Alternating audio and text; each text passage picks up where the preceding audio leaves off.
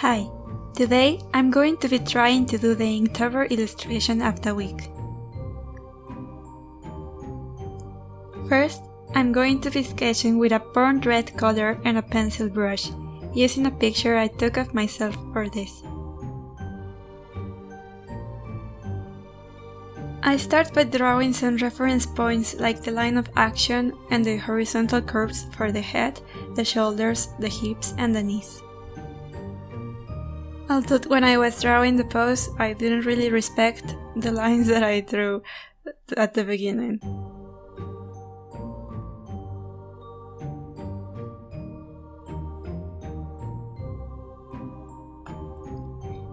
For the body parts that are going backwards, I do a foreshortening technique where you draw these curved lines to get a feel of the volume and understand your shape better. I also help myself with the liquify tool on Clip Studio to change the size and position of things without having to redraw them.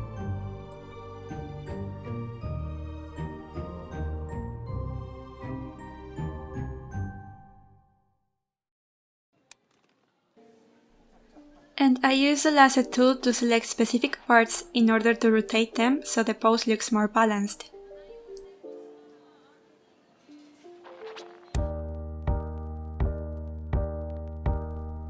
I like to take my time with the sketch.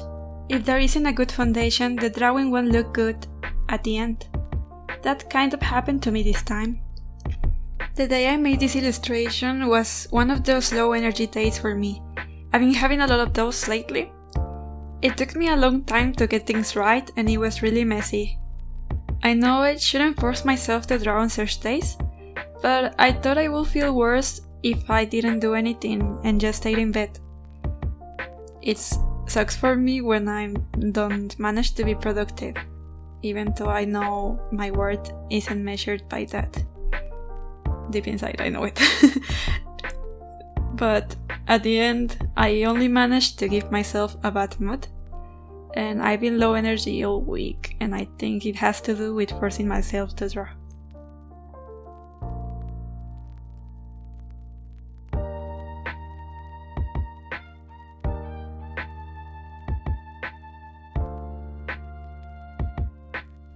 I tried to do everything on a watercolor paper first, and all was fine until I added the ink. I couldn't be precise with it because the ink kept flowing like its life depended on it. So I tried again with a different method. As you can see, I took the opportunity to work more on the sketch because they looked more like a fairy, like a grown-up version of my OC Luna, instead of a witch. I printed my new sketch on a bond paper in order to trace it into a sheet of thick opaline paper. For the tracing process, I put a lamp underneath everything, but you can also use a window. My arms are kind of weak, so lamp it is.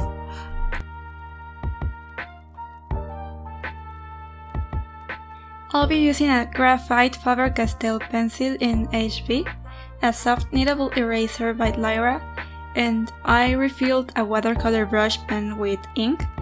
I don't remember the brand, but it was probably something cheap. I'll be using that and a Prismacolor illustration marker. I believe it was a Fine Tip 05 or something like that. As you saw, after I was done tracing, I took the knittable eraser to take some of the excess graphite before inking, in order to keep things clean. And then, I used my brush pen with confident brush strokes. Or as confident as overthinker little me can get them to be. I like to leave some negative space between shapes in order to differentiate them. Just as you can see here with the hat and the hair.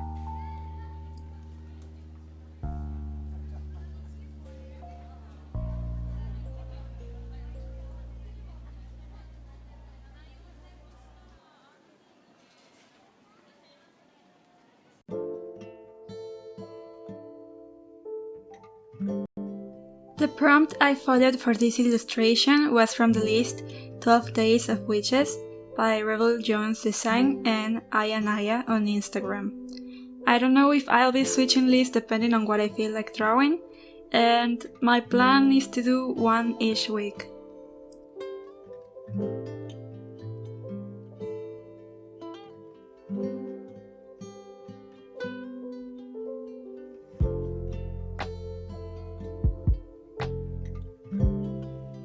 I left some parts blank because I want to color it digitally later.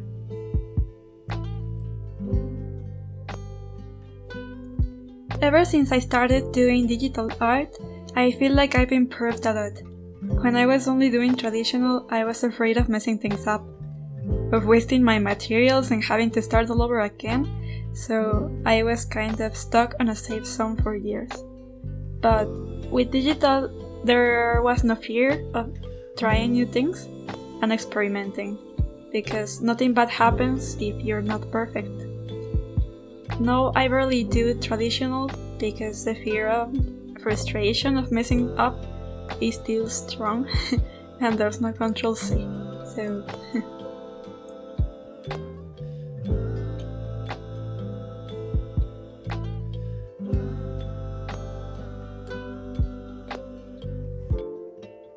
I never know when to stop, so I started adding all those nonsense little lines that I shouldn't have drawn. The good thing is that I was going to clean it up digitally anyway. After I was done inking, I took my illustration to my digital scanner and scanned it to my tablet on a 300 dpi resolution. Then, I selected all the black parts of my illustration and flipped the selection in order to remove the background, so I can start coloring.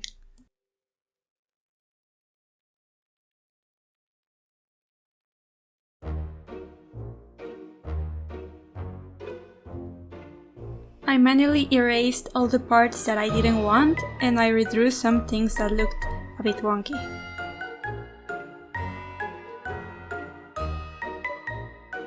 I kept the coloring process very simple, similar to how I would have done if I painted it traditionally with watercolors. So I used a soft watercolor brush to lay down the colors, and I layered them where you would get blush or shadows. I also added some shadows on the skin with a purple color because I think it looks nice when you're doing this watercolor effect. I selected all the parts of the cape, minus the moons, and painted them with white to make a clipping mask on top with a green color. This will make the process easier and cleaner.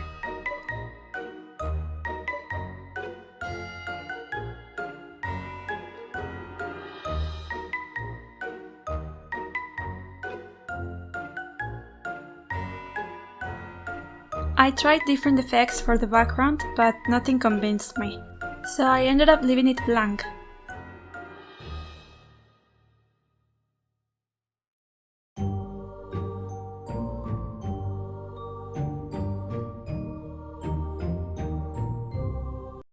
And here are the results. It looks pretty good for all the things that happened while I made this illustration, and the bad mood I had. So I'd say that's a win. My computer died, so I'm using a different editing program for this, in which I don't know how to make the zoom in effect. If you want to help me get a new computer, I have commissions open, link in the description box. See you next time. Bye.